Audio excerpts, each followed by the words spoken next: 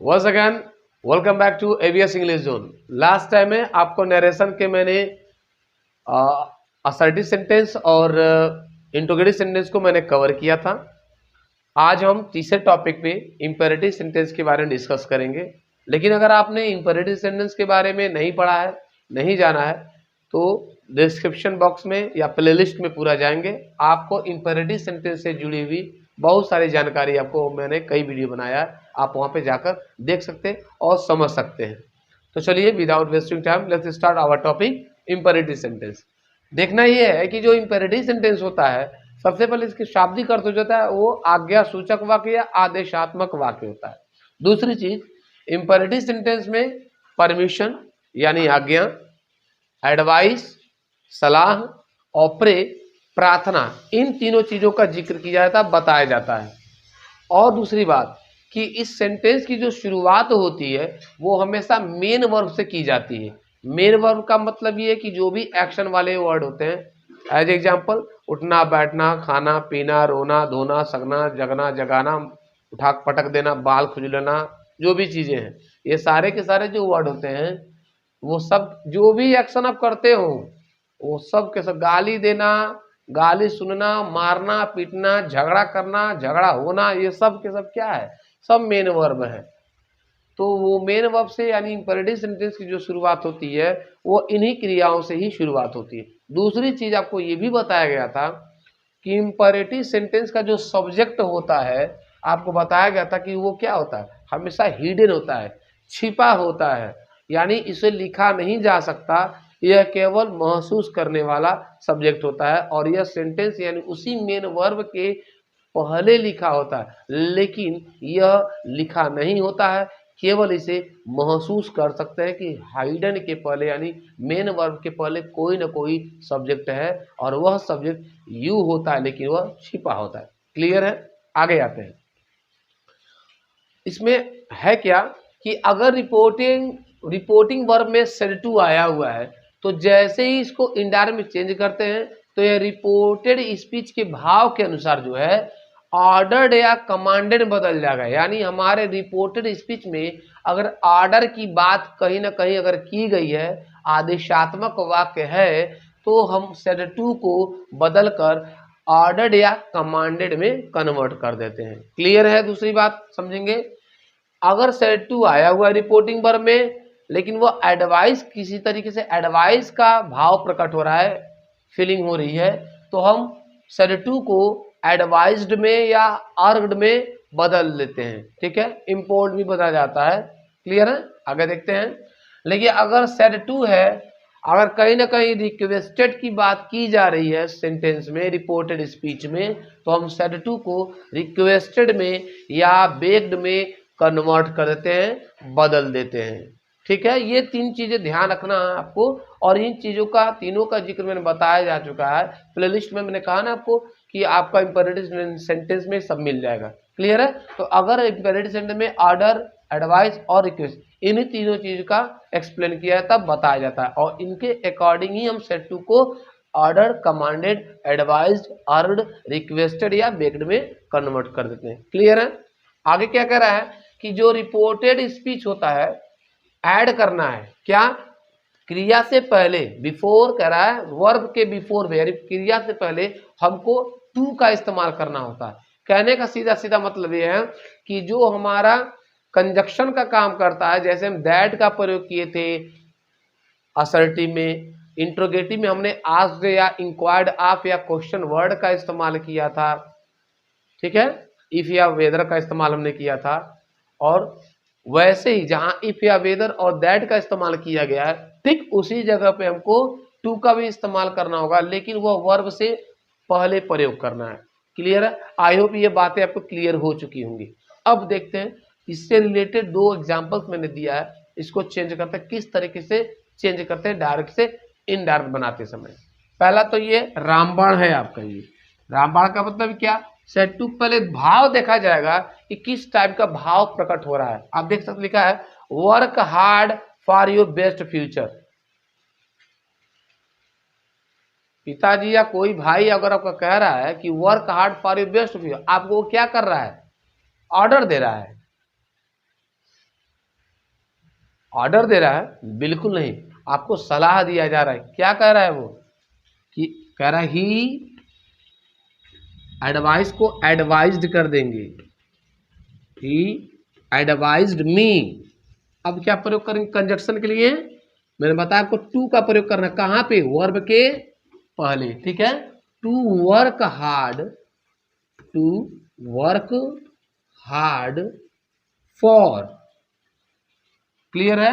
अब यहाँ पर सेकेंड पर्सन का प्रोनाउन है और यह रिपोर्टिंग वर्ब के ऑब्जेक्ट के अनुसार बदलेगा, तो यह आपका यू योर 2 नंबर पे है, तो इसका 2 नंबर क्या निकालेंगे, good, my, for my best future. I hope आपको क्लियर हो गया होगा। एनी डाउट किसी को? चलिए आगे कह रहा है the teacher said, the teacher क्या करेंगे, द टीचर सेड,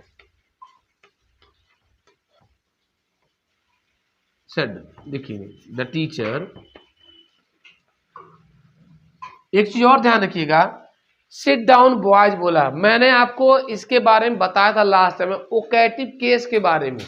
ओकेटिव फिर से मैं बताना चाहूंगा, ओकेटिव केस ऐसा होता है जब रिपोर्टिंग वर्ब में सब्जेक्ट के द्वारा रिपोर्टेड स्पीच में किसी का नाम लिया गया हो, जैसे सीता, गीता, रमेश, लड़के, लड़कियां, इस तरीके से किसी का नाम लिया गया, कुछ बोला गया, संबोधित किया गया, तो जो नाम बोला जाता है उस ओकेटिव केस को वहां से रिपोर्टेड स्पीच से हटाकर रिपोर्टिंग वर्ब का ऑब्जेक्ट बना देते हैं। गौर करिएगा, जब नाम दिया होगा तो रिपोर्टिंग वर्ब में कोई ऑब्जेक्ट नहीं होगा, इसलिए उसी नाम को, उसी ओकेटिव केस को उठाकर हम रिपोर्टिंग वर्ब का ऑब्जेक्ट बना देते हैं। यानी क्या कहेंगे, द टीचर सेड को क्या बदलेंगे आप, सीधा सीधा मतलब है कि ऑर्डर्ड का काम किया गया है, ठीक है। हाँ, ऑर्डर्ड, ORDERED, ऑर्डर्ड या कमांडेड, क्या करना है, टू, क्लियर है, ऑर्डर्ड। अब यह नाम लेंगे, क्या, किसका नाम लेंगे, बॉयज का, क्लियर है। द टीचर ऑर्डर्ड बॉयज, अब क्या प्रयोग करेंगे, अब क्या प्रयोग करेंगे, टू सिट डाउन। चलिए अब अगला रूल्स देखते हैं। चलिए अगला रूल्स के बारे में समझते हैं कि अगर इंपेरेटिव सेंटेंस में मेरा रिपोर्टिंग जो स्पीच है, रिपोर्टिंग वर्ब है, रिपोर्टेड स्पीच है, अगर वो निगेटिव सेंटेंस में होगा,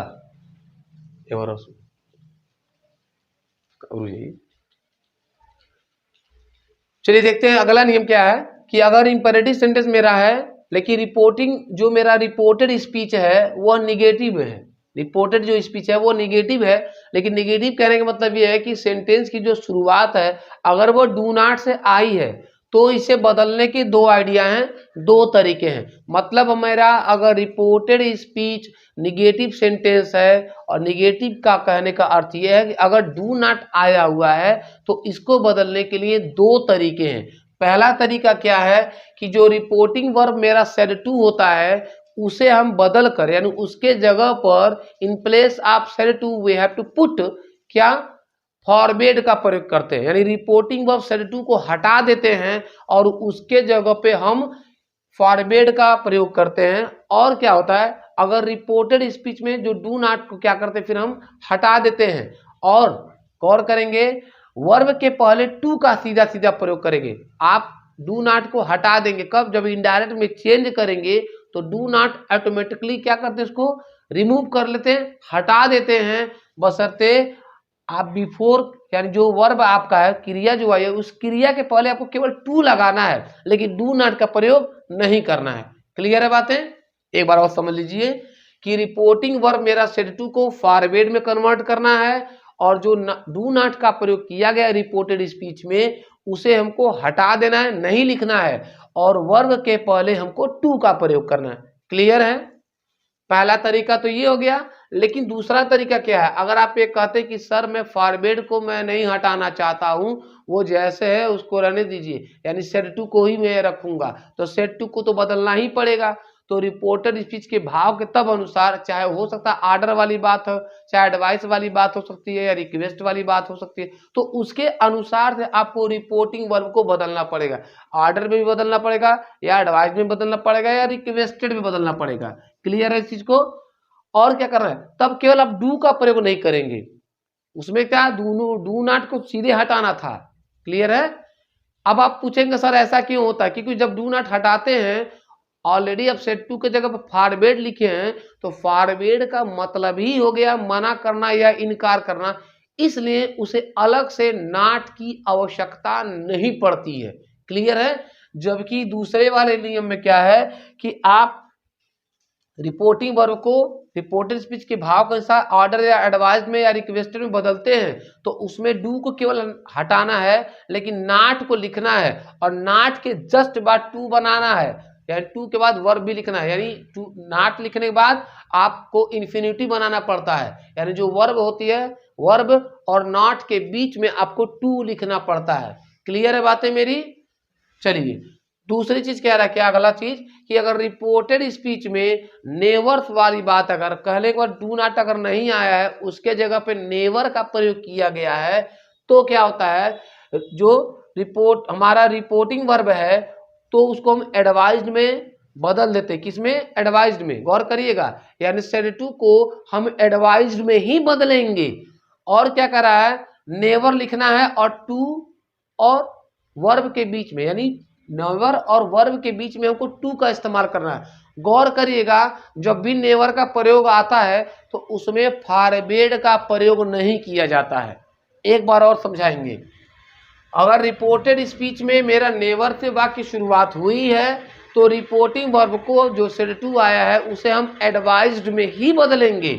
और क्या रहा है, नेवर जो होगा, या नेवर को लिखेंगे, उसके बाद टू को लिखेंगे, और फिर वर्ब का इस्तेमाल किया जाएगा। अर्थात इस सेड टू को फॉरवर्ड में नहीं बदला जाता, फॉरवर्ड का प्रयोग नेवर वाले वाक्यों में नहीं किया जाता है। क्लियर है? अब आते हैं एग्जाम्पल्स पे।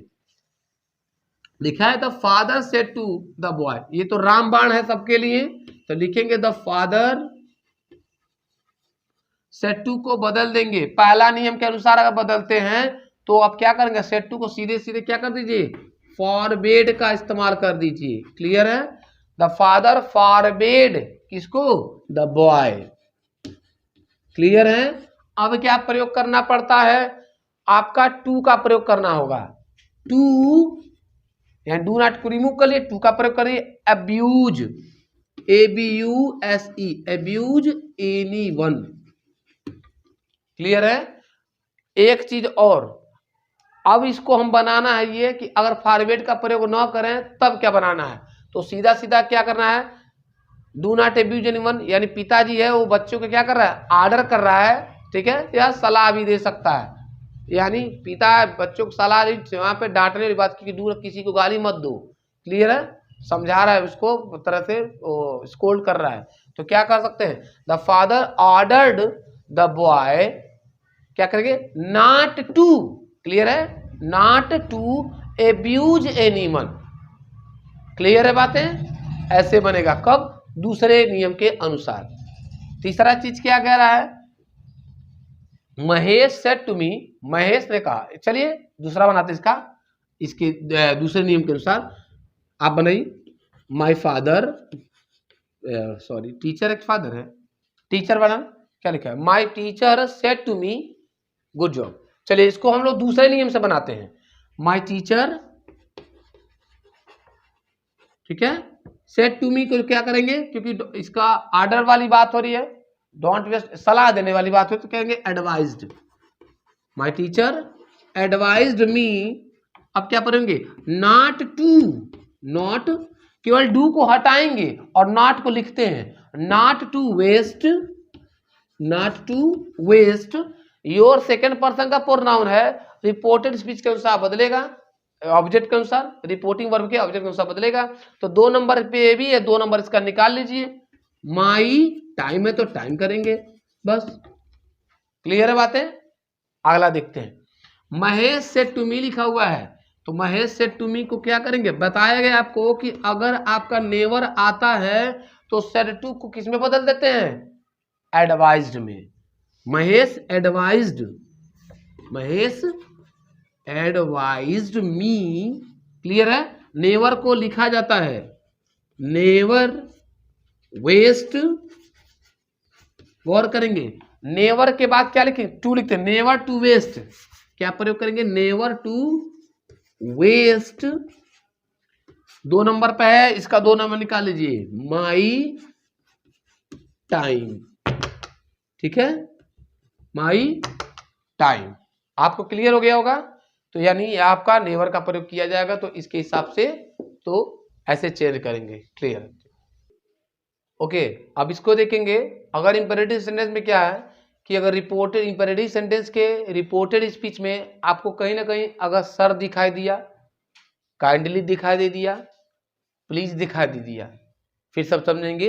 अगर रिपोर्टेड स्पीच में आपको सर, मैडम, काइंडली, प्लीज अगर ये दिखाई देता है, तो जैसे इसको रिपोर्टेड स्पीच में बदलते हैं, इन शब्दों को क्या करेंगे, आप हटा देंगे और रिपोर्टिंग वर्ब को रिक्वेस्टेड में कन्वर्ट कर देंगे। एक बार और, रिपोर्टेड स्पीच में अगर सर, मैडम, काइंडली, प्लीज अगर आता है, तो इनडायरेक्ट में बनाते समय इन सभी चीजों को क्या करेंगे, हटा देंगे और सेड टू को आप रिक्वेस्टेड में कन्वर्ट कर देंगे, बदल देंगे। क्लियर है। चलिए एग्जाम्पल देखते हैं। अगर लिखा है सीमा सेड टू हर टीचर, तो लिखिए, ये तो रामबाण है आपका, क्या लिखेंगे, सीमा सेड टू को क्या बोलेंगे, क्या किया गया है, सीधा सीधा मतलब है रिक्वेस्टेड करना है, तो बिना कुछ देखे आप रिक्वेस्टेड कर दीजिए, रिक्वेस्टेड